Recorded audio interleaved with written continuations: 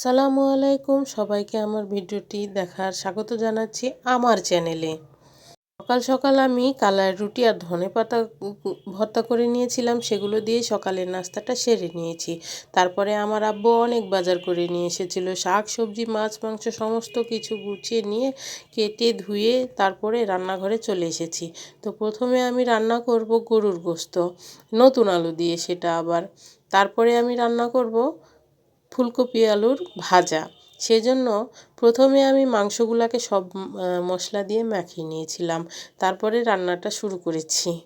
তো এই তো আমার রান্নাটা হচ্ছে, আমি এখানে পেঁয়াজ আর মশলা ভাজা হয়ে এসেছে, সেজন্য মাংসটা দিয়ে দিচ্ছি। আর আজকে আমি গরুর মাংসটা একটু অন্য স্টাইলে রান্না করছি। আমি সাধারণত সমস্ত মশলা, তেল পেঁয়াজ সমস্ত মেখে রান্না করি গরুর গোশতটা, কিন্তু আজকে আমি আলাদাভাবে ট্রাই করলাম, দেখি তো কেমন লাগে। আর নতুন আলু দিয়ে গরুর গোশতটা খেতে শীতের সময় অনেক ভালো লাগে, সেই জন্য রান্না করছি। এই তো মাংসটা আমি কষাচ্ছি, তেলের মধ্যে দিয়ে দিলাম, দিয়ে ভালোভাবে কষিয়ে নিব। এই মাংসটা একদিকে কষাতে থাকুক, আর অন্যদিকে আমি ভাজাটাও বসিয়ে দিব। কিন্তু মাংসটা কিন্তু একটু পর পর নাড়া দিতে হবে, না হলে কিন্তু নিচে লেগে যাওয়ার সম্ভাবনা থাকে। সেই জন্য আমিও একটু পর পর নেড়ে দিচ্ছি, যেন আমার মাংসটা নিচে লেগে না যায়। তারপরে মাংসটা আমার কষানো হয়ে গেলে এখানে আলুগুলো দিয়ে দিব একটু পরেই। আর অন্য পাশে আমি রান্না করছি, এই যে ফুলকপি আলুর ভাজাটা চাপিয়ে দেব, সেই জন্য তেলে পেঁয়াজ আর কাঁচামরিচটা দিয়ে দিলাম।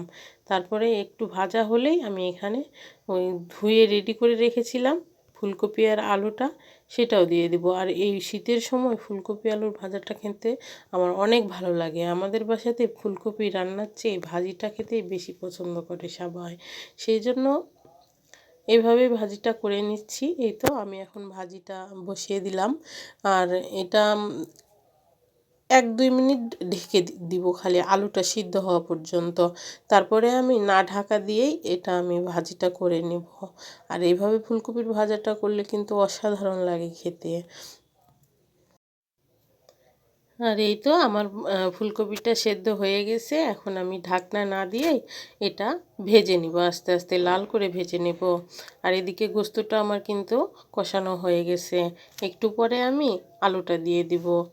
আর নতুন আলু দিয়ে গোস্তটা তো অনেক সুন্দর লাগে খেতে। এই তো আমি আলুটা দিয়ে দিলাম, তারপরে আলুটা দিয়ে আরও একটু কষিয়ে নিব।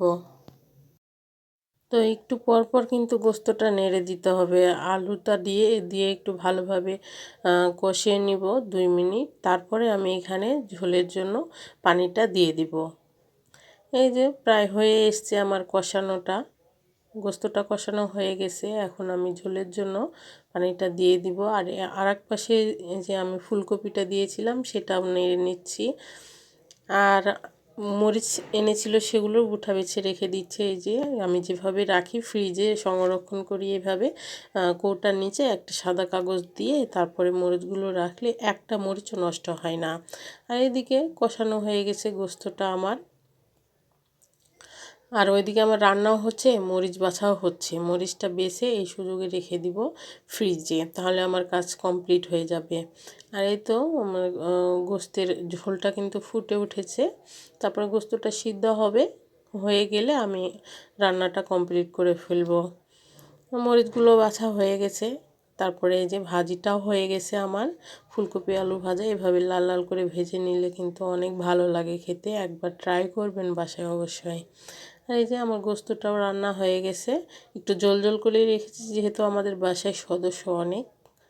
আর তারপরে আমি সালাদ কেটে নিয়েছিলাম, সেগুলোতে লবণ মেখে টেবিলে দিয়ে দেবো। আস্তে আস্তে সমস্ত খাবার টেবিলে দিয়ে দিয়েছি, এখন যে যার মতো খেয়ে নিবে। ধন্যবাদ।